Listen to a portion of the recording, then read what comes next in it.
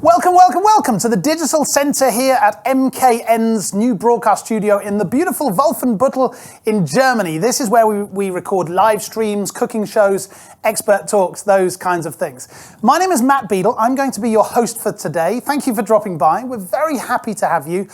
Why are we here today? Well, we're going to be speaking to experts from the UK and Germany about a subject that I think is very important to a number of people, namely school catering. We're going to draw an international comparison, managing the balancing act between price, quality, and enjoying food, and what we can learn from both countries.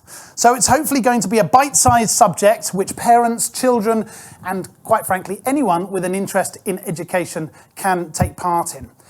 Our event talks up until now have been only in German. Today is the first time that we will be conducting this talk in English, and we're very grateful to be having this hosted by MKN, which is a leading supplier of professional thermal cooking equipment. Thank you to everyone from MKN for allowing us to run this talk today in their facilities. MKN organises these expert roundtable discussions regularly to discuss topics such as catering, cooking, or food preparation. We have a distinguished panel of guests again today, and I would love to be able to introduce them to you. Starting on my left-hand side, your right-hand side, we have two very eminent guests today. School Caterers of the Year, no doubt. Holly Charnock from 2020. You're very welcome, Holly. And the winner in 2021, that's Robert Chambers. We call that the Scotty title, is that correct? It is, yeah. Proudly wearing that on your chest. Congratulations and welcome to both of you. They are joined by Jacquie Blake, who is the LACA chair. Welcome, Jacquie. Okay. And Stephen Forster, who is the LACA past chair. Thank you. You're all very welcome.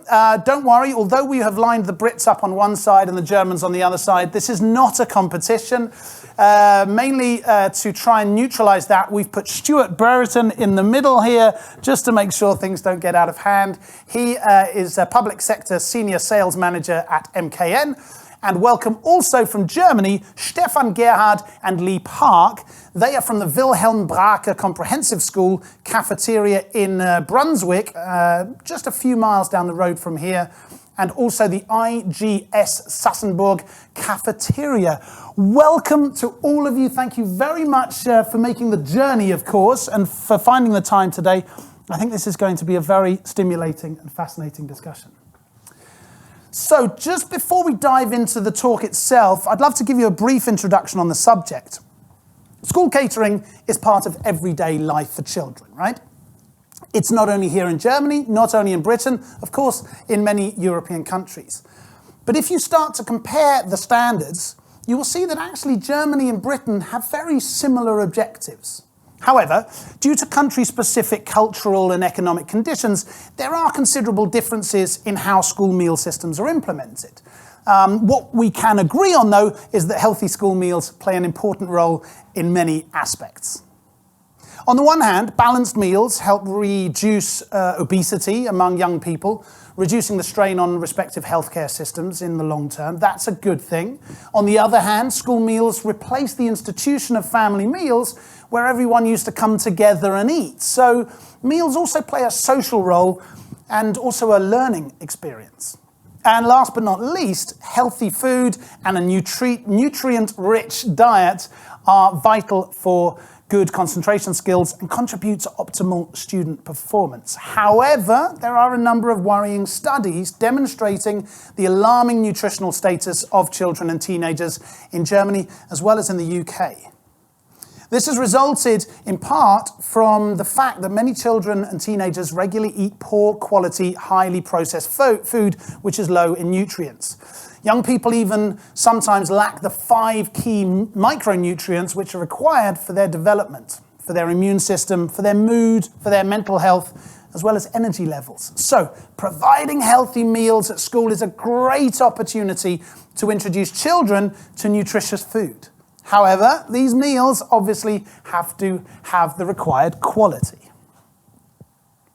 The question is, how do you manage balancing between raising awareness and also making sure that young children and teenagers get the requisite health that they deserve? In response to a question about the 5 most important factors related to school meals, the most popular response was taste. 92% of people responded with taste. Interestingly, the response healthy food came in last.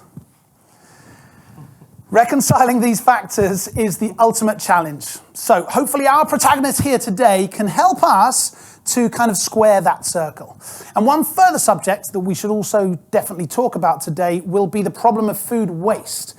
We need to avoid food wastage of all costs. Every time we throw away leftover food, we're wasting valuable resources, we're producing unnecessary greenhouse gas emissions, and we would also like to take up the issue today of what we can expect from quality in school catering and what it should be allowed to cost. That's always the $64,000 question. Hopefully we will be able to take some points from our discussion today, some inspiration hopefully, and some new ideas, as well as some best practice examples from each of the countries. That is kind of my view, my first thoughts on the subject. We've brought you experts together today to add to that maybe generic start. Before we tuck into the first course though, I'd like to briefly share my own experience of school dinners. We were talking about that just briefly. This is a subject that's very close to my own heart, so I'm very grateful to be involved in the process today. I grew up in England in the 1980s at a time when hot school dinners, we used to call them school dinners. I don't think they call that them. It made no sense because it was at lunchtime, but we called them school dinners. They used to be free, in fact, or certainly highly subsidised for all children in the county where I grew up. We even used to get a free little bottle of milk, every child, every morning. Fantastic. Well, it was good when the weather was cold, you had fresh cold milk. When it was warm, it was just putrid and disgusting. Those were the days. I now live in Germany, though, a couple of hours drive from the studios here. And my children go to school here in Germany. They're 14 and 16. They attend a comprehensive school here in the state of Westphalia, where they have to pay money, or we have to pay money, onto a chip. And then the children take that chip, that little dongle, to school with them. And that pays for meals from the buffet. It's lightly subsidized. The prices are okay. Interestingly, though, all of the food is delivered. None of the schools has cooking facilities. That differs certainly from my experience. So, these two experiences are 30 years apart. They're also 700 miles apart. I am fascinated to know what the picture looks like today. I say that we dive right in and see what our experts have to say. What do you say? Sounds good. Let's do that. So thank you again, all of you, for joining us. Thank you for listening to my monologue at the beginning as well. That was very important to me. It is a fascinating subject, and I'm sure you've got a lot to contribute. I will start with our Scotty winners. Congratulations, first of all, by the way. That's quite a title. Thank you very much. Yeah. School Caterer of the Year 2020 and 2021. How do you come about becoming Scotty winner, first of all? Well, we enter to start off with. We devise a menu that meets all the government guidelines, and then we try and zhuzh it up a bit, don't we? Yeah, create a dish. I think the whole idea of it was you can plate it up a bit nicer than what you would serve it in a school. Obviously, you do things in bulk in school, but yeah, it's restaurant-style food served at school. Is it like a MasterChef competition on TV or something? Feels like it. Similar to live cooking. Live cooking, and you've got a panel then judging you. Yeah, so it was all paper judged to start off with, and then obviously you got picked to go through to the final. Mine and Holly's are slightly different. I was at the main event at the LACA show, so it was 3 little pods next to each other. So yeah, it's quite different. How exciting. Well, congratulations once again. So why don't you give us a 33,000-foot view of the state of school catering at the moment in the UK? How would you describe it? Ever-changing, I would say. There's a lot of industry professionals that are constantly striving to make things better, constantly changing, and things take time to implement, don't they? But things are always going on in the background to sort of change and make things better. And how has it changed in the last years? Well, when we were at school, we were discussing this. It was sort of turkey twizzlers and chips, very processed, very manufactured food, whereas now it's all cooked from scratch. Yeah, mine's obviously cooked from scratch, and it's more of a sort of a little restaurant than it is a cafe for kids. Fascinating. Is that the same in Germany?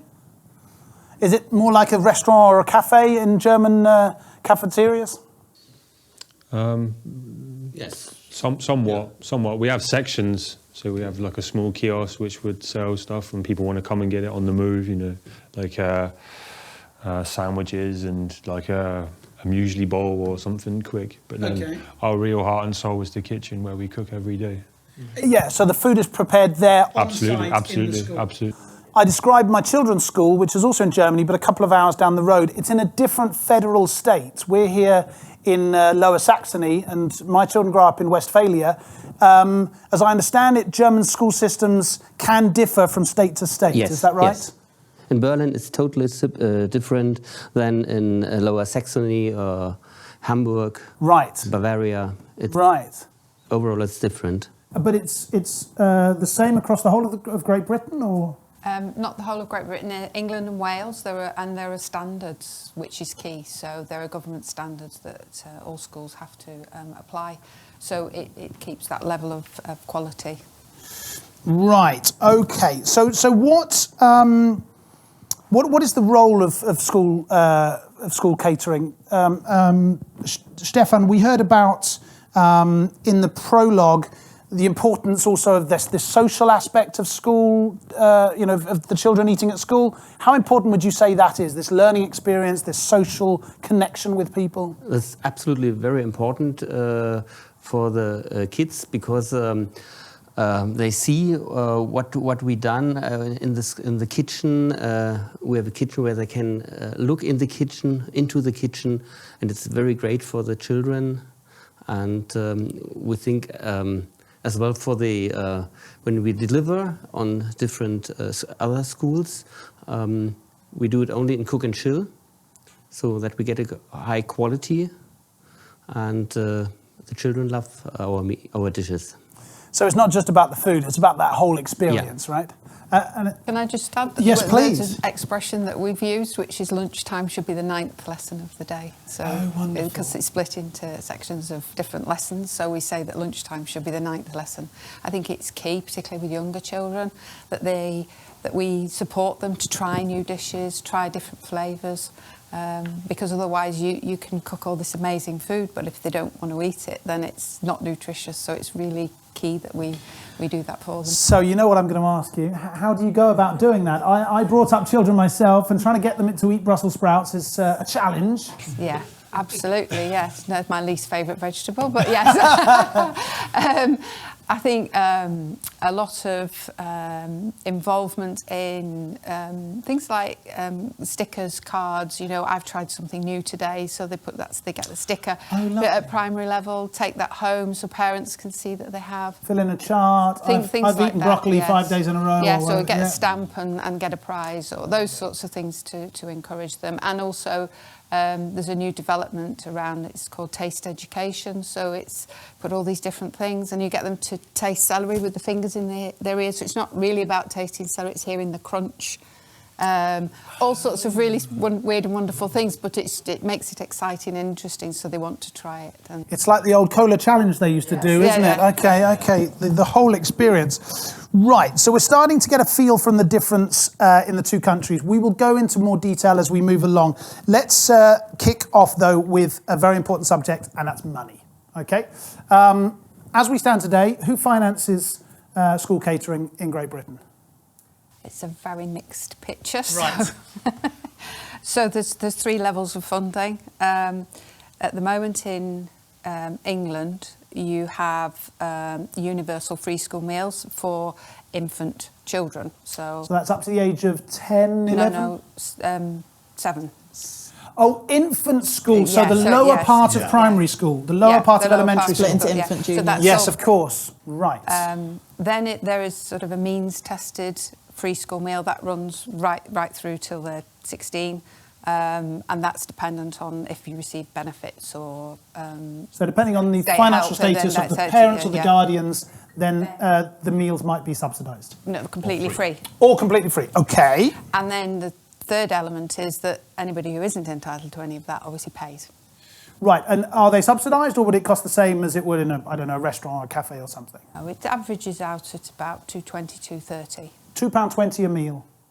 Right, what's that, about €2.60, €2.70, something like that. Interesting. I feel the nerves on this side of the room over here. We have €4.20. I wish we did. That'd be nice. Wow. And As where, well for the kindergarten kids. and where does that €4.20 come from? From the parents.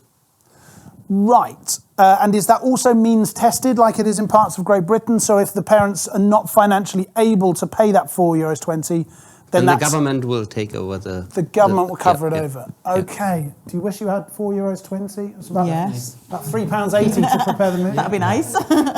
They wouldn't get turkey twizzlers then, would they?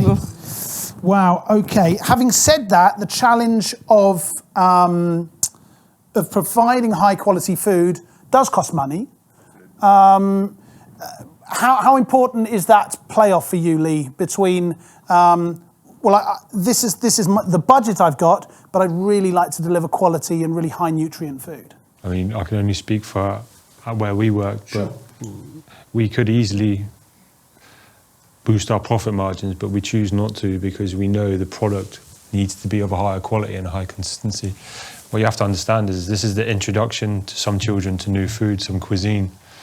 We were talking earlier about we had an ex-worker and he was in the army, and he said in the army when they make mashed potatoes it's just powder and water, you know. But with us we'll produce maybe 60 kilos of potatoes with 25 litres of milk.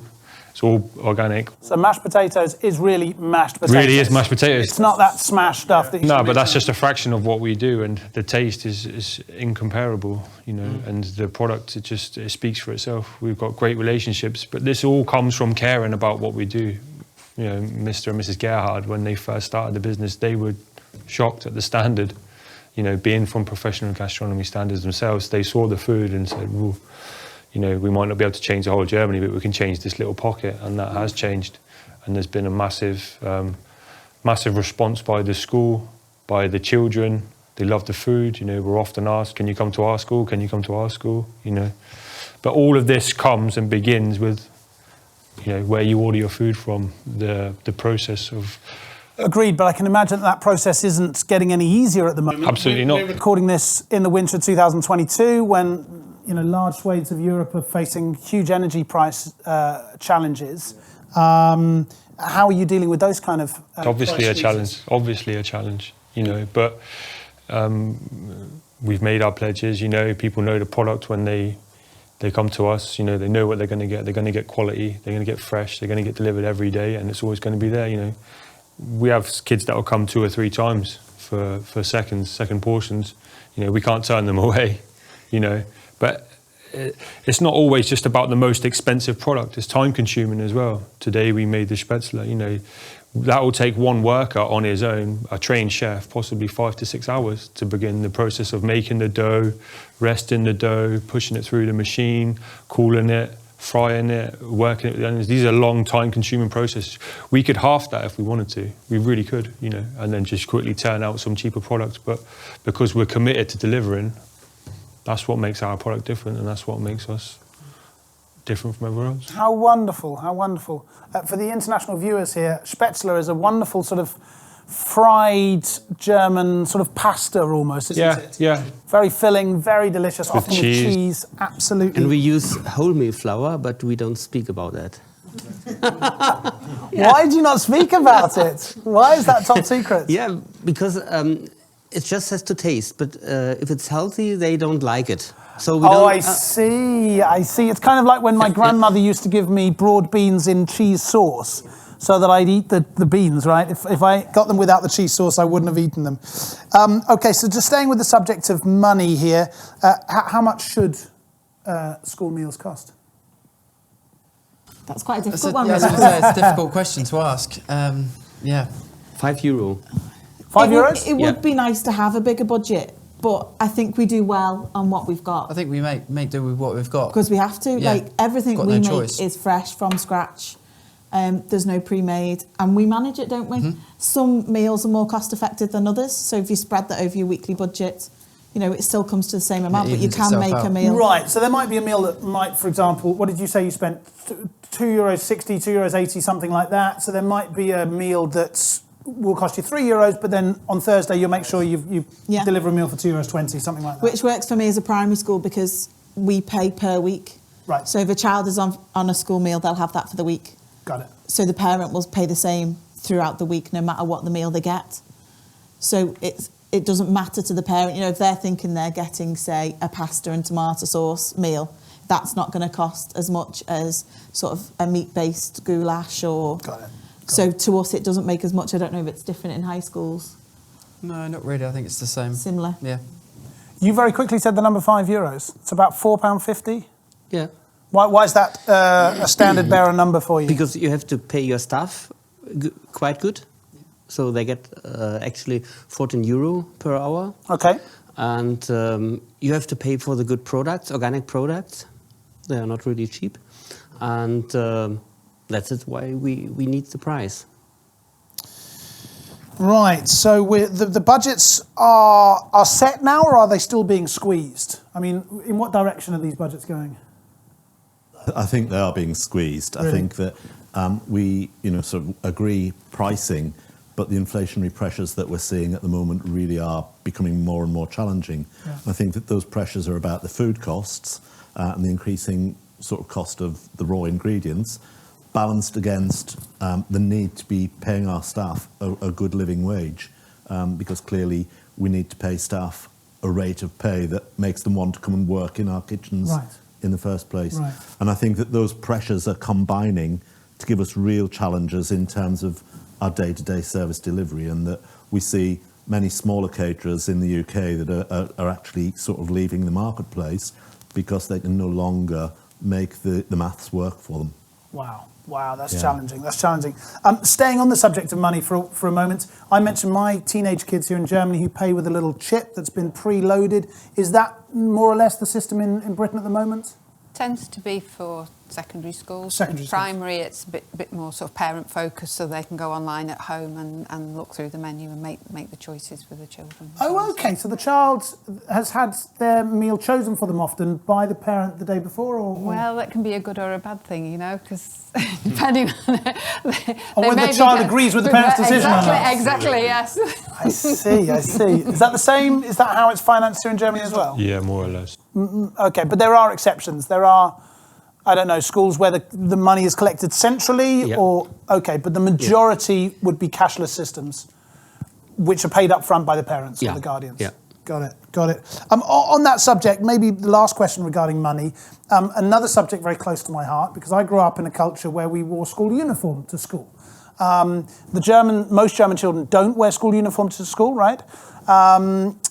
Why am I talking about school uniform with regards to food? Well, one of the key arguments given for why British children wear school uniforms is so that you don't get discrepancy. You don't get the child wearing the most expensive new sneakers, and the child who may be slightly more impoverished might be teased at school or I don't know, in some way put under pressure by the other children. And so it allows you to have sort of a neutral picture, and the children aren't immediately aware which child's family is rich and which child's family is not rich. Do you have the same kinds of, I don't know what you would call that,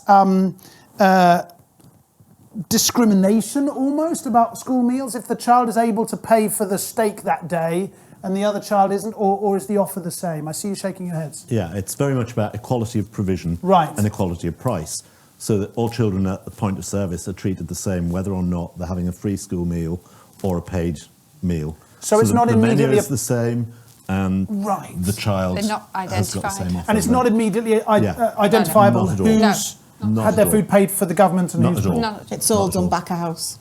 Got So it. it'd all be the secretaries that would sort all that out so that the children know no different. Got it. So it feels very important. Same kind of thing in Germany? Yeah. Yeah. Have you had any experience of that? Have you had any experience of children trying to make it a subject?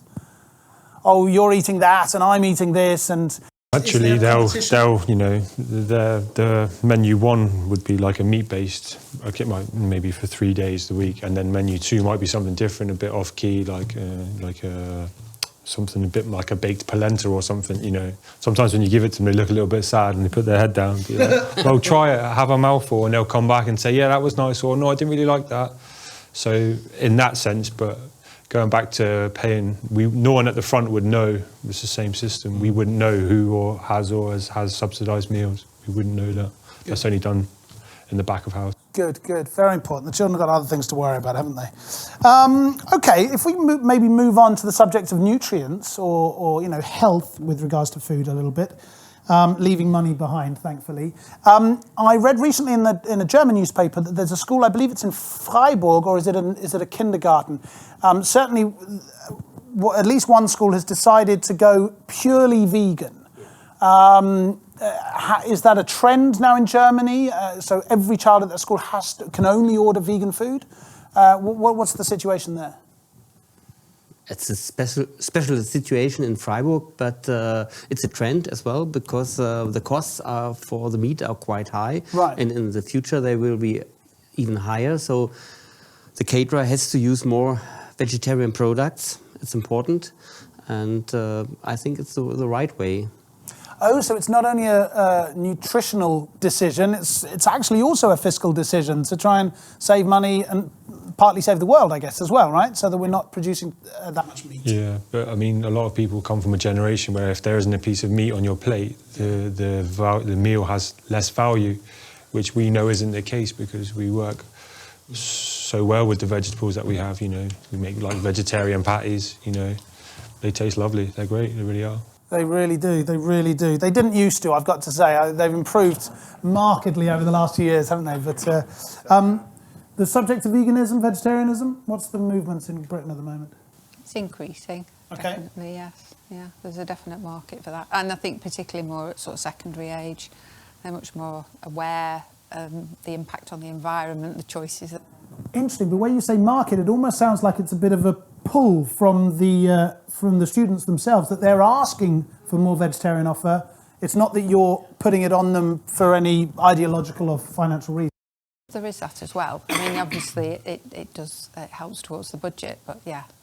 I think also with like social media, people are much more aware of Yes. what's in their food. With the pressures of social media and people to look a certain way, they know, where do I focus on my diet? So they're saying, what am I eating? Why am I eating this? I think that plays a key role as well. We have an open kitchen as well, so there's no skullduggery in the kitchen. People look in and see, what are you up to? It can be distracting sometimes if you sit there with 20 litres of sauce and someone's saying, can you get me a glass? And you're like, I'll be there in a minute. But that's just, I think people are much more aware of what goes into their food, and that's good. Yeah. That's good. But I think it's important that plant-based options aren't necessarily always cheaper. So it can be that the recipes can be more labour-intensive, or the ingredients that go to make a plant-based offer. It's not always about the price. It's about making sure that the nutrients that are involved in that meal are still providing a child with everything that they need as part of their daily diet. And I think that it's also important that sort of when we think about the provision that we make in schools, that we make typically a contribution of a third of what a child needs in a day. So, our meal should be one of 3 meals that child should have in a typical day. So I think it's important that, sort of we get that balance right, and that, sort of there's a role for parents to play as well. And therefore, if that plant-based meal is, a third of the child's intake, they should be having, other choices that top and tail that when they're at home, and it should be balanced, becomes parental responsibility. Yeah. You touched on the subject of food preparation there, and you mentioned it as well, how long, for example, it takes to make this German pasta, this Spätzle. And you talked about maybe the complexity of preparing plant-based meals. We're here at a kitchen goods manufacturer, using the keyword of a blast chiller. How do you people work with technology to try and keep food healthy, keep food fresh, prepare it at different times, those kinds of things?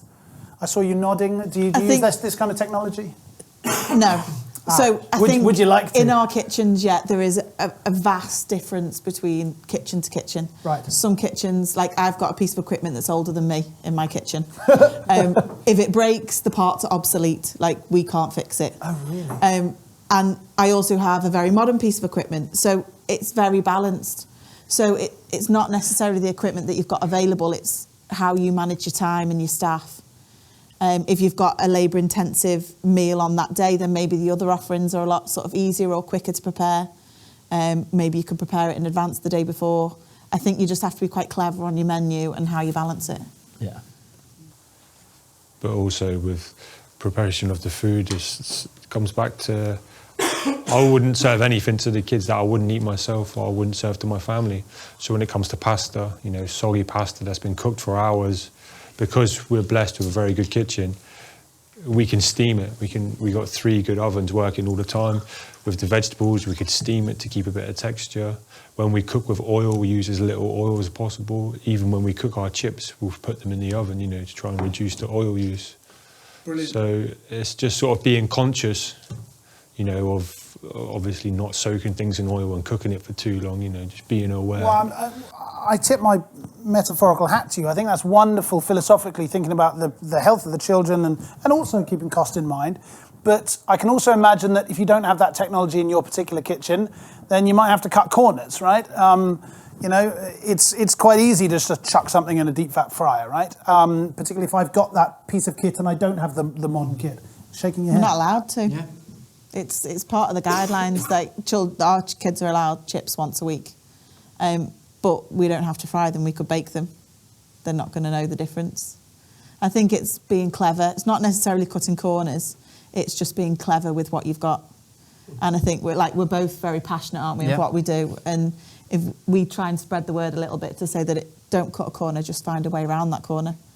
And that's definitely our motto, isn't it? Sounds challenging though. It sounds like you have to work as strategists as well as cooks. Yeah. It's hard work. Yeah. Like my kitchen's not basic. It's ovens and Bracke pans and stuff like that. But walk into the kitchen today when they've got this technology which makes things a lot easier. Like easier in what sense? Quicker or healthier? Everything. Like obviously, like if I'm making a stew, I'm standing there stirring the pot constantly. Like as we saw yesterday in the MKN kitchen, like you can throw it in the machine and it will do it all for you, and then you can focus on something else. So you could spend that time then preparing something else. Doing other things, but embracing the technology as well. I'm standing there cooking for an hour, 2 hours whilst washing it. So what kind of feedback are you getting from schools about their needs for this more kind of modern technology? I think as Holly suggested, every kitchen is in a different position really, and obviously everyone would love brand new kitchens, but budgets are still there. But it is about it's about looking at sustainability, looking at resources. MKN certainly we're very passionate about saving resources, and we're not just talking about energy, but obviously we've already talked about labour. But it is about using that technology to the best of its ability, really, to make sure that the product, as these guys just said, something as simple as and Lee about chips. Yeah, you go the combination oven, use it. Yeah, so it's a healthier product, and you, as I said, you embrace. You're cooking it quicker, so you're using less energy. You're cooking more per load, so it just makes it a really good product for the kids at the end of the day. So it's on the Christmas list, is it? You're asking Santa for some new tech this year. Yeah. Well, they've got it. Oh, they've got it. Slightly green November from the side of the table. It is good that we separated you after all, I see. I think it is important, though, if we look at sort of the infrastructure that supports the service that we offer, that is something that either schools or our regional local authorities in the UK are responsible for providing. So I was going to say, can I go back to the subject of money? Who pays for that? I get who pays for the meals now, but who puts a new device in the kitchen? The schools. The schools or their local authority have got the responsibility to provide that for us as caterers. So whilst we're using the kit, it's the school's equipment generally that they need to invest. And for the schools, it's about balancing their equations in terms of where they best use their budget. Do I buy new tennis rackets or do I buy new equipment for the kitchen? Yeah. So I think it is about that sort of equation, really. And I think that you've got schools that are committed to making catering the 9th lesson of the day that Jacquie mentioned. And I think that in those schools, there's perhaps a more forward-thinking approach to investing in new kit. I think that in many schools, though, that is an economic challenge that they've got to balance, and it's replaced when it goes wrong. But until it goes wrong, you keep going with what's been there since even you were at school, Matt. Well, thank you very much for that. Yes, I remember those happy day long fled. It's not only a financial situation or problem, as I'm understanding it. Then it's also a lobby it's a question of lobby or maybe even politics, right? I have to convince the right people, not only I don't know, head teachers, but also people on school boards or whoever signs these documents off, that this is the right thing, that this is the 9th lesson, that this is more important than just putting food on people's tables. Yeah. Who's doing that lobby work?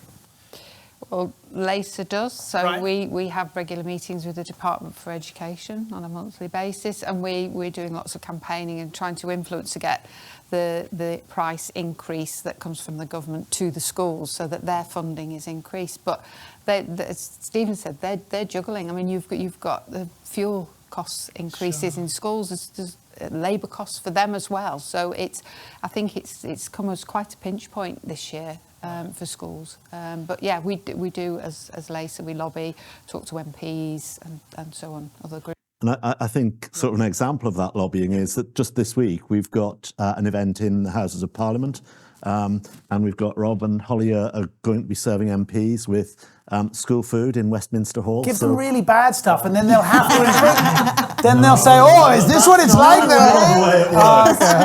Yeah. So we've got that happening on Thursday this week. So I think that's an example of where we're influencing the thinking of the decision makers with the provision that we can demonstrate that, sort of we have out there. What a wonderful event. This will probably go out after you've cooked, so you could tell us now what's on the menu?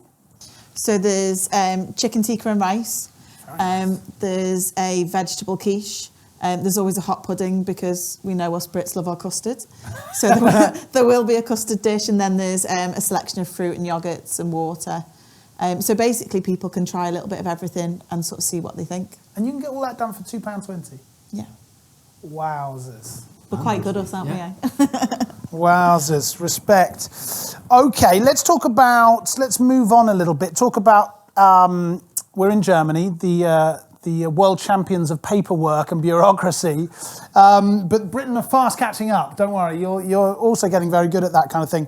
What about certification and the kinds of rules and regulations that we have to follow in school kitchens? I've got the phrase DGE written here. What's DGE? DGE, it means the German part of the government who gives some rules for the nutrition, but it's only, you can do it like that, but if you don't do it like that, it's no problem. So it's only not a rule. suggestion, it's not a law. It's not a law, and that's really a problem. Why is it a problem? Because many caterers don't use it, and so they make 3 days a week noodles with tomato sauce because it's cheap, and that's not the right way.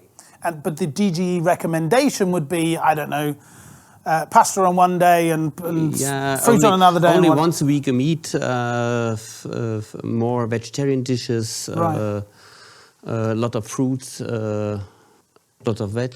Yeah, sure. Yeah. Interesting, but it's only a suggestion. Is that the same over here? We have regulations. And that's a rule and a regulation to be followed? Yes, it's slightly different in Scotland and Wales, but in England the school food standards are there. So again, it's meat twice a week. There has to be oily fish once every 3 weeks, only a fried product once a week, fresh fruit and vegetables every day. Wow, that's very interesting. And do you have to go through certification? Does your school have to prove that you have, I don't know, the right qualifications, the right cleanliness levels, the right equipment and all that kind of thing? Yeah. How do they come in and check?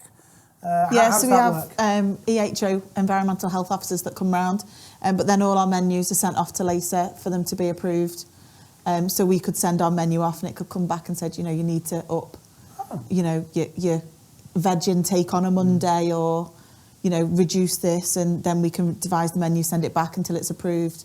And then once it's approved from LACA, it can then be rolled out sort of across our area.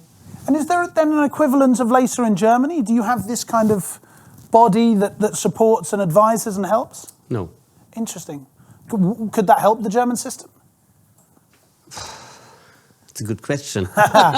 If you're talking with the DGE, these suggestions come down, but as you said, they're only suggestions. Yeah. They're not regulations like they are in Britain or certainly in England. So is it possible that some schools go rogue and do their own thing a little bit? And is there the danger that without this centralised sort of set of rules from above, that like I say, different schools will do their own thing?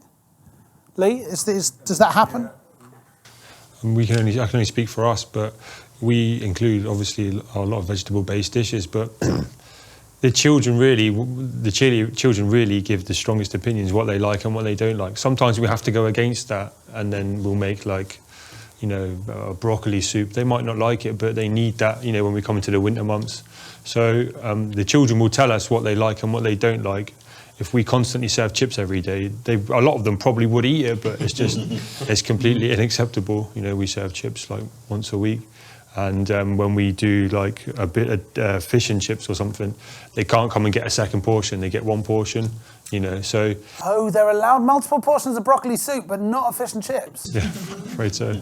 Oh, no, I like Obviously, some sort of governing body probably would be beneficial, but ultimately the schools... The children speak very closely with their parents as well. You know, Germany's different. The parents will come in and say, I'm not happy with that. Why did my children, you know, they're not eating this? Oh, that happens in England. Yeah. Oh, it happens. Yeah. The way I get around things is I'll give little taster pots. So if we're bringing a new menu out, I won't tell them what it is, but on their normal meal, on their, say, fish and chips, they'll get a little sample. And we did pumpkin soup the other day. And I said, you tell me what's in it. And they all tried it. They all liked it. And I said, it's pumpkin. Oh, I don't like pumpkin. Yeah. You've just eaten it and you've liked it. So I think little tricks like that really do help. But I'm guessing advertising standards rules apply as well. You can't say that, I don't know, it's carrot soup or something. You just don't say what it is. Oh, okay. Kids like the game of, go on, if you can tell me what's in that. Like I make a veg cake. So say you can use fruit and obviously vegetables in puddings. Like in our brownies, we had beetroot, and chocolate muffins, we had sweet potato and butternut squash and that kind of thing.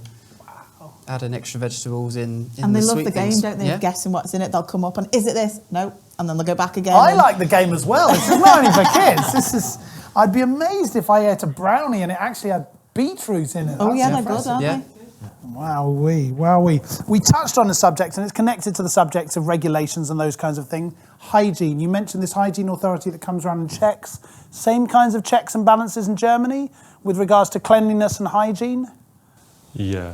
I mean, obviously we do our EHO and temperature control and everything, and every day we'll take like a sample portion, we'll freeze that, and that will be collected at some point by the governing bodies. So yeah, it's very similar from my experience working in England and in Germany. And how can equipment help in these kinds of challenges, meeting those kind of standards? It's all about, again, embracing the technology that's in the equipment. So it's things like it's using the technology within a combination oven or a flexi chef or a Bracke pan is to save the data. Mm-hmm. So if you're cooking, it will record your critical control points. So therefore, it's just saving a problem. If you've got a probe, you can cook a piece of meat on the probe. So again, it's recording that temperature. So again, that's all saved in the computer.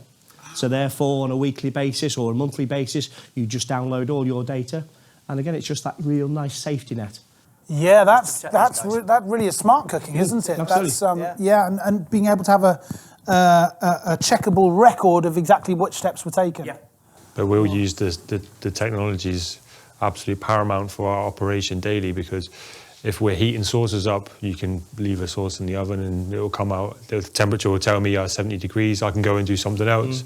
Even down to like maybe cooking potatoes. Today we cooked 60 kilos of potatoes using one of the programs. You know, I can put them in, wash them, clean them, close the lid. They'll come back in an hour and they'll be done. And it's consistently the same. Yeah, so safe and consistent. Wow. We had a dish before as Mandelnuss, and myself and her Gerhardt made it. Yeah, and I'd never made it before, but her Gerhardt showed me how to make it. You know, we had like 20 kilos of sugar, 20 kilos of water, and you cook it down to a syrupy consistence, and then go in the nuts.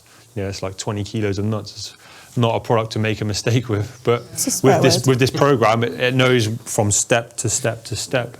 And we can program that, we can save it, and then the next time we do it. So yeah, I mean, we're obviously very thankful and fortunate for the equipment we've got, but it makes such a huge difference to our operation. It sounds like safe-wise, cost-wise, and taste-wise. How amazing. I tell you what would be interesting, that's not on the schedule, on the agenda today, but it'd be interesting to compare just cooking techniques, you know, chef techniques. You know, you were talking about the way that you made that very German sweet dish. You know, the food cultures in the two countries are different, right? So we're not even allowed nuts in school. Yeah.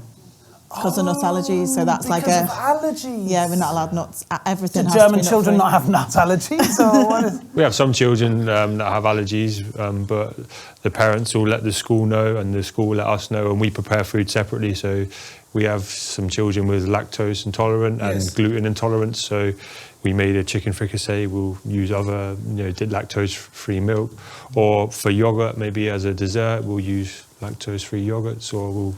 And you offer that to everyone, or If someone there are tells two us offers? we've got some older girls that will come in and say, I'm on the gluten-free diet. We'll be like, all right, then we'll make some gluten-free pasta for you. So it is open to everyone, but Very interesting stuff. So there was this big movement, wasn't there, a few years ago? What is it now? It's probably about 15 years ago. Jamie Oliver had this huge campaign and talked about how he wanted to shake up the British school meals culture. The impression that I got as a layperson watching from the outside was that was a roaring success, and every child is now eating wonderfully healthy food and everything's hunky-dory. 17 years on, how are we after Jamie Oliver's campaign? Without, and I must say, I see the smirks, without apportioning any blame here. That's the point. I'm not saying that Jamie Oliver wasn't successful. I'm saying since that campaign, how has the culture developed? I think the important thing to understand is it did need to change. Right. And the positive thing that came out of that was that it pushed the government to give that funding for the infrastructure. Right. So there was the free school meals that came in for the infants on the back of that, and the funding to ensure that it upgraded a lot of the kitchens. So, and then the standards as well. So, on the back of that has improved. Without a doubt, you don't see turkey twizzlers in English schools. So, yeah, real positive for that. But I think unless the standards are monitored, you're still going to get, a whole range of qualities. And even more so today, budget pressures, people are maybe starting to have to make, they are starting to have to make changes to their menu, and we don't want to see a retrograde step. So that's why we're campaigning the government to get more money to support that. I think the important thing is that sort of the work that Jamie did back then led to things like the school food plan. So that not only gave us the school food standards that we've to apply as caterers, but it also provided a ground plan for schools in terms of food education for children. Right. So, of course, now children have got to have, as part of their education in the UK, some element of food training and teaching. Oh, really? Is that done in the classroom, or is that done in the canteen? Bit of both. Oh, okay. Bit of both. I mean, I think caterers, such as Holly, I've got a cooking club. very much get engaged and have cooking clubs and things What's like cooking that. club? Where do I sign? I'm sorry, you're too old. It's the story of my life. They come into the kitchen, they get their little hats on, their aprons, and we cook food from scratch. So they learn to cook, and some cooking clubs are better than others. It just depends. I follow the school food guidelines when we do it, and I always say that we're going to cook a meal that you can take home for your family, and it goes home with a recipe sheet, and they can then cook it at the weekend themselves with their family. Hello Fresh must be fuming. We are Hello Fresh. You really are. We done one the other day with the primary school where we made pizzas, and we made the dough from scratch, putting grated carrot and courgette in the dough, extra veg, and then obviously the kids were cutting up the veg, putting what they wanted on there, and then we cooked them and they were sent home with pizzas. And do you not find they put more in them because they're doing it themselves? Yeah. Like they'd say, I'll have a cheese pizza. But when they're making it themselves, they'll see everyone else and they'll start putting more adding vegetables in. and stuff on definitely. there. That's very interesting, isn't it? It's that, if you include them in the process, then they because feel they're feeling it, they're cutting it, Yeah. they're getting involved. a bit more colour as well. Yeah. And Make I like pictures with it. I like it. Do you run, what did you call it? Cooking club? Cooking club. Do you run cooking club? We don't. Maybe sometimes Mr. or Mrs. Gerhardt will give like a small talk with their cooking class. Maybe the learner will come in and say, so sort of in the range. But if there was an interest, we absolutely would. Sounds definitely like fun. Lovely. Okay, so we touched on a number of subjects. Another one I would like to bring up is the subject of organic food. Not just with regards to vegetarianism or veganism, but that sourcing of organic foods. I know that this is a subject that's very important to you, Stefan. Yeah. For me, it's very important because I think it's totally important to use products from the area, local products, and as well organic products.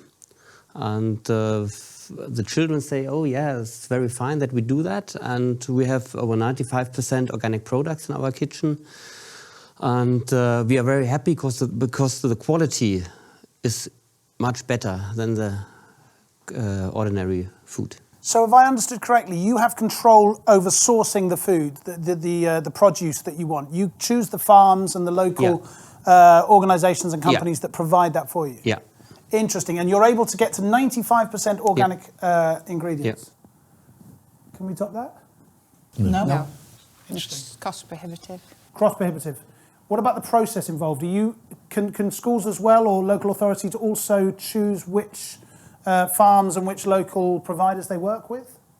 To an extent. Yeah. I think it's definitely to an extent, but I guess maybe over in England, organic isn't as freely available. Okay. And to me, if I can produce a fresh meal from scratch, including a lot of fruit and vegetables, I'd take that over maybe having one organic broccoli due to budgets. Right, okay. So I think that's just my opinion. I don't know if you're similar. It's all to do with budgets as well. Obviously, we've seen that Germany get €4.20 or whatever it is, and we get half. We get £2.40 for a free school meal. So, and that's 2 items, and it's not visible in that budget at all. Obviously, you can do a couple of bits, but to go all 95% organic is crazy. It will be the dream, but it's not. But I think that sort of the direction of travel is going to sort of travelling towards using more sustainable produce, because I think from a nutritional perspective, the organics doesn't necessarily give us any additional benefit in terms of nutritional values if we were to analyse the individual products.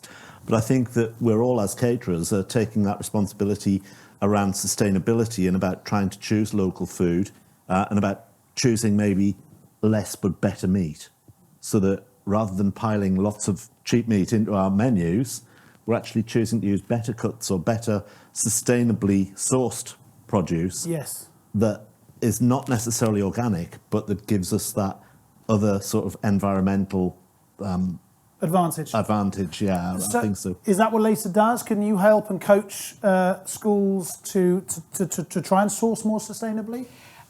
We do have LACA buying clubs, so individual contractors or local authorities can use that service. Yeah, that's just been launched fairly newly. That's a good idea. But we've also got Love British Food Fortnight, which is in September. So there's a big push for that through schools. I love British food all the time, by the way. I don't need a fortnight. No, but the idea is to put a real focus on buying British, so you put all British on the menu. So okay, and schools are encouraged then in those 2 weeks to get on board and try and source locally if they can. Yeah. Interesting. What's your contribution to sustainability? Sorry, not personally, your organisation. I touched on it before, really. It is about, as I said, it's about saving resources. Mm-hmm. As I said, we all know in the current climate what's going on with energy, with the energy crisis and costs. So but it's not only energy. We've also discussed the cost of labour that's increasing, the fact of getting labour, that trained, quality labour. And also, but people forget about water as well. So it's not just saving electricity or gas. It's the whole shopping basket, really. And then giving people a product that we discussed today. You buy very well, but you buy once. Right. So you buy something that's going to do the job. It's going to save you time and money, but it's also got a lifespan as well. So it's also going to last a long time. We've been in the kitchen today, and how old's your kitchen now? 10 years. 10 years. And as I said, it still looks like the day it was probably put in there. Looks a lot more modern than what our kitchen does. Yeah. So again, I think that and as I said, that's where for us sustainability is. It's really, as I said, buy well and buy once. Yes, absolutely right. So Stefan, if I can bring you back into it, this gleaming kitchen. I haven't seen it personally. Everyone else in the room has. I'm still waiting for the invitation, Stefan.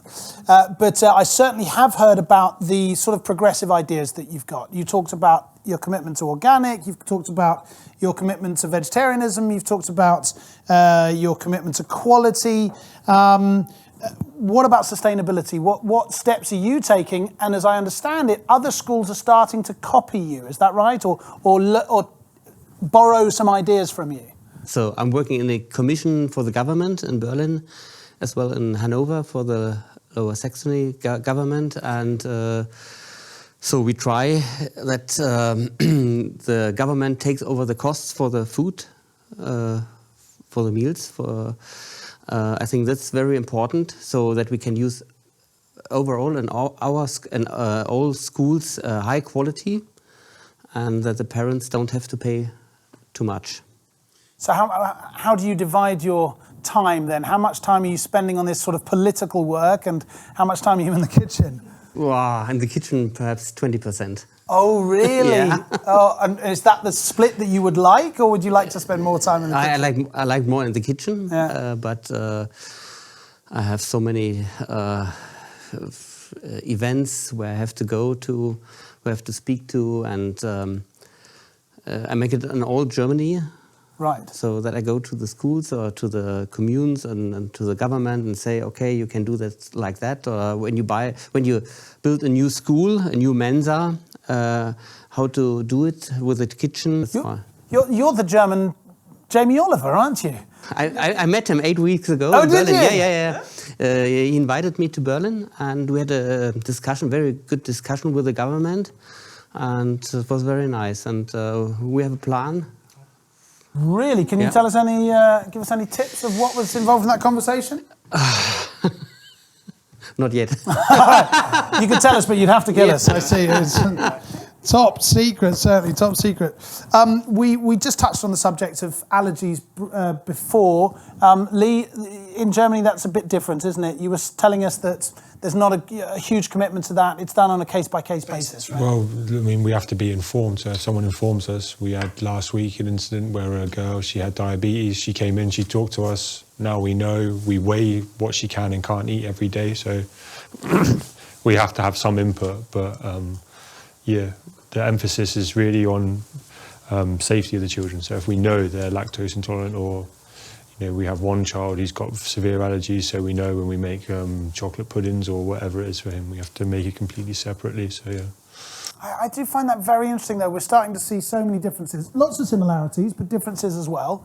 Not just related to the money or whatever, but just to the general philosophy. And those kinds of questions interest me. I wonder when Britain made that decision to go no nuts at all, as an example, and Germany still hasn't decided to make that decision. I'm not casting any aspersions here at all. It's just interesting that the way that different countries develop in different speeds in different sort of subcategories of this story. Isn't that fun? Isn't that fascinating?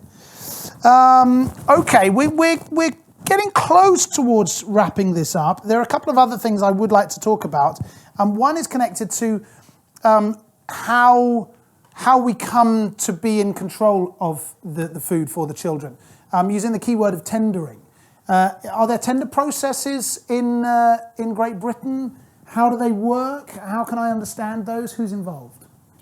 So an individual school or a group of schools or a local authority can put out a tender with a specification, and then people can apply for the tender. Then it's shortlisted, and they do demonstrations of the food and discuss what they're going to. And how long will the period of or the contract run for? Is that also discretionary? It tends to be 3 years. Is the usual period. Sometimes it's longer.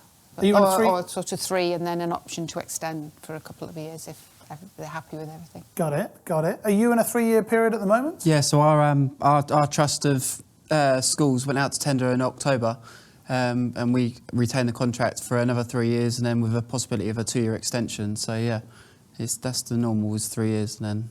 I think if you're wearing that Scotty label on your shirt, I think the chances are you're going to get an extension. They're not going to sack the best cook in the country, are they? That's just not going to happen.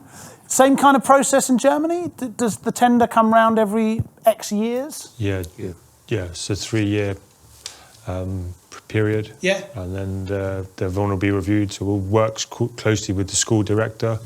Are they happy? Are they not happy? Are the kids happy? Are the kids eating the food every day? It's quite clear, you know. So, but there's a board, and they'll make a decision on that.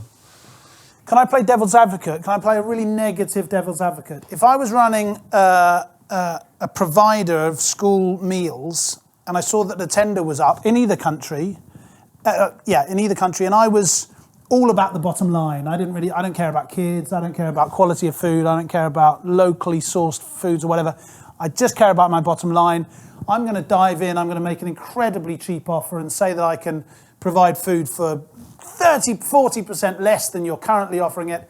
Are the authority going to give my pretty nefarious company the tender? It depends on how they've written the specification, and I think maybe in the early days some schools maybe potentially fell of that, not realising. Right. But now very clearly there's been a big swing, so there's a percentage of awarding the contract, and now you'll get something like 80% quality, 20% price, rather than the other way, or 50-50. So schools have realised that if they make 80% the quality mark, then So price that's not can't going to be the main deciding yeah. factor. And I think that as responsible caterers, you know, and I work in that part in terms of tendering for work, I wouldn't necessarily want to tender for a job that price was more important than quality. So I wouldn't look at responding to those tenders that come to market. If it's less than 50% is, you know, a qualitative response, I just wouldn't tender. We'd just decline. It's like your values aren't our values. We'd decline to tender because we would, you know, sort of have that balance then of having to have tendered at the cheapest price to deliver the quality expectations of the children that we're serving. And if we can't deliver that, well, then we haven't got a sustainable business. And you joked about it, but I think there's a certain amount of seriousness in it. You talked about it as well, the feedback you get from parents and children. Presumably, you'd only be kicking the can down the road, wouldn't you? You'd get complaints and problems later down if the quality just wasn't good enough. Yeah, absolutely. Yeah, fascinating. Just to then wrap up, just a couple of sort of overview questions. What percentage roughly of children in Germany get school dinners provided for them? Does every child have the provision? 100%? I think 80%? no, it's about 75%. About 75% take the option. Is that also because some German schools still don't, some school children, still don't spend the whole day in school, do they? Some of them go home at 1 o'clock, is that right? Yeah. Right, so those then wouldn't get food provided for them? Yeah. Okay, is it 100% in Britain? I think it varies vastly throughout the country, throughout the area. At my school at the moment, we're on 80%, which is higher than our local authority average. 10% of them are free school meals, whether they're, you know, due to circumstances or to universal free school meals. Okay. So it just depends on your area, will be completely different. Yeah, I think I'm at about 75%, and then 15% of that are free school meals. But yeah, it all depends. And if you go into an inner city, I've got sort of a 600 primary school. It's 95% free school meals, right? You know, in a city. Compared to 8%. Yeah. So what town are you? I'm in Liverpool. I could have guessed that from the accent, actually, couldn't I? It doesn't mean you work there, actually, but you certainly come from there. I think, Matt, that in the UK, that all schools have got a duty to provide a meal. Yeah. Yes. And that perhaps is the difference between the UK and some other countries, that all schools have to provide something. The uptake and participation rate can vary from site to site or from school to school. But yeah, absolutely. But the intention is that all schools have some provision. And we know that our provision is much more healthy than the alternative, which is that, children bringing in lunch from home. And that when we've sort of analysed and looked at lunches that come in from home, less than 2% of the lunches that are brought in from home actually meet the government's school food standards. So it really shows that whilst children can bring food in, there's no control over what they bring in, and therefore our provision is that much more healthy for children. Wow. I mean, you talked about education, didn't you? Yeah. Trying to inform the children. It sounds like we need to inform the parents and guardians as well, right? So do you have children coming in and eating in the school canteen with their own packed lunches from home? Yeah. You do? Yeah, some. But then some of the kids that will leave early, they'll take a packed lunch from us with them. Oh. So there is always the option, yeah. And, you know, again, where we're situated is a very working class area. So especially after the summer months, you'll see a surge in kids coming for second, third portions because they might not have eaten so well in the summer holidays. Oh, wow. 6 weeks is a long time if you haven't, you know, you've had a bowl of cornflakes and you're nothing to eat till your mum gets home from work, maybe 8, 9 o'clock. So we take our responsibilities very seriously and we try and provide the best food at the best quality that we can. Well, thank you for that. On behalf of the children here, that's incredible. That kind of reminds me a little bit, we're filming during the World Cup at the moment. Marcus Rashford had this campaign last year, didn't he? What was that? Remind us, an English footballer who campaigned for... It was for feeding through the school holidays. Exactly what Lee's talking about, right? So how did that work? The schools then, he put some pressure on the government and then the government decided to have you going back in the school holidays to prepare food, or how did that work? Initially, it started off with us making food parcels of food that could be made at home. And as that progressed, now they get vouchers for all the local supermarkets, the big supermarkets. That But there's also the holiday activity fund, so it's linked to activity and they get food as well. So it's in a venue and quite often maybe linked, say, to leisure or facility or swimming football, class or football camp or football something. club, Yeah. and they do that and they get the food as well. So Got it. But thinking again, putting with the devil on my shoulder, if somebody gave me a voucher aged whatever, 8 or whatever, and said I could go into a supermarket, then I could theoretically buy crisps and sweets with that, could I? There's no Yeah, restrictions you on can the buy vouchers. whatever you want. Yeah. But I think certainly the HAF fund is the direction of travel for us in the UK, and it's where the government are funding these holiday clubs and food is provided in the club, because it's about feeding children, but it's also about providing healthy activities for them during term time. and Because safe activities in the summer as well. Yeah, absolutely. Because we know that children sort of need to have some structure around their lives, and that, you know, sort of if we see children coming back from school holidays, they're hungry, and they've stopped their learning during that holiday break. So there's a whole catch-up process, both nutritionally, and I think, you know, in Germany that same challenge is there. Sounds like it. Absolutely, yeah. But also that, you know, the teachers are spending the first 3 weeks of term just catching up and getting them back to where they were before they went on holiday. So they're the important things, and that's the reason, and the reason why sort of the holiday activity fund is being provided in the UK. And we've kind of come full circle, and we're back to the subject of how important these meals are socially, as a learning process, the 9th hour of the school day, all of that, even through the summer holidays, not only during term time. How very fascinating. I could stand here, we could turn the cameras off and I'll just continue chatting with you for hours. This is absolutely fascinating. Maybe as a wrap up, it might be very interesting to get your ideas about what you think school meals could look like in the future. What kind of trends might be coming, do you think? What would you like if you could wave your magic wand? What could the future, what will the Scotty 2044 winners be talking about? I think waving the wand has got to be better kitchen equipment. Yeah. Both of us have talked about it, like, you know. I've got just the man here for you. Yeah, definitely. And I think schools follow trends that are out, meals outside. So, like, a lot of our families now are eating out a lot more than they were, say, 20 years ago. Okay. So I think schools, we reflect sort of the current market, restaurant Especially market a in bit secondary more. schools, we do a lot of sort of street food, grab and go dishes, and sort of bringing trends in from different places. So yeah, I think we should just continue on that direction, shouldn't we? That's the magic wand. I think if we could also, as more schools include more diversity in their food, I mean, we're quite lucky really, because we have some local suppliers that will supply us with, you know, some sort of different Asian products, or we have like a big diverse population, you know, so, Turkish, Arabic, Polish children, and it's important that they see they're represented, because if you don't see yourself represented outside yourself, you almost feel invisible. So it's important to say, we know you're here, you're part of this culture, you're part of our society, we see you, this food, you know, this is what you might eat at home. Your mum might make it better than us, but, you know, we'll still make it. How wonderful. Lisa, what are your plans and hopes? I think at the minute the current priority is to try and extend that limit for those that are entitled to free school meals. So the threshold to raise it so that more children are entitled to a free school meal.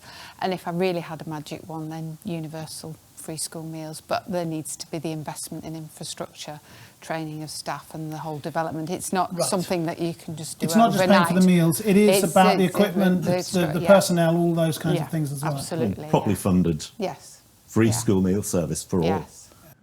Quality of provision. You know, all children come to school and learn to do maths. They learn to do English or German. Food should be part of that learning experience for children, and we see that the government should be investing in children's health and well-being. If we invest in children eating well, we know that their attainment improves. If we invest in children eating well, we know that their future life chances improve. When we invest in children eating well, we know that the cost in future health is an improved. Yeah, so it's a win-win, really, isn't it? Really. Please. Yeah, from my point of view, the future should be organic because the children, they want it, and it's very important for the children. And it's also very important that the government take over the costs for the meals in the UK as well as in Germany. Yeah. All right, if there are any government officials watching this, you heard that here first. You have the last word. What could this world look like, certainly from your perspective in the industry? Oh dear. Obviously, these guys getting what they deserve, really. They do a fantastic job on the front line. As I said, it's not only feeding the kids, it's educating the children as well. But and we're quite lucky as a supplier to the industry in the UK because we have LACA.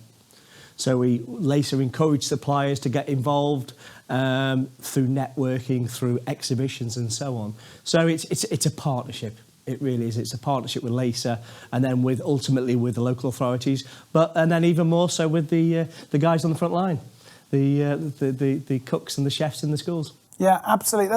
You know what? That's a lovely way to finish, and that's kind of the motto of today, right? We've got a partnership developing here. We've brought people in from different backgrounds, different experiences, different cultures, different accents, and you are going to be the people and others working towards nudging this forwards in the future. I wish you all the very best of luck. Maybe we can come back and meet again in a few months' time, and you can give me an update. You're welcome again. Yeah, you'd come just for the Spätzle, wouldn't you? Yeah, I know you would. Robert, Holly, Stephen, Jacquie, Stuart, Stefan and Lee, thank you so much for your wonderful contributions. Fascinating stuff. Wow, that, dear viewers, was that. We hope that there was something there for you. We tried to cover as many parts of this fascinating world as we could. If there are any questions that are still open, maybe drop us a line and we'll see if we can get the right expert to answer those questions. But until then, until the next time, from all of us here at the MKN Studios, many thanks for dropping by. We hope you enjoyed it. Take care of yourselves. And from all of us here in Germany, auf Wiedersehen.